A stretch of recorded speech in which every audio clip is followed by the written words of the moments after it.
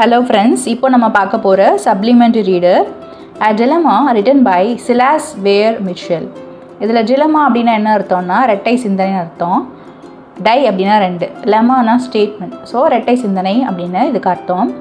இந்த லெசனில் வந்துட்டு இந்த ப்ரொட்டகனிஸ்ட்டுக்கு ஒரு டிலமா இருக்கும், அதாவது ரெண்டு சிந்தனை இருக்கும். அது என்ன அப்படிங்கிறத அந்த ஃபுல்லாக டிஸ்கிரைப் பண்ணியிருப்பாங்க.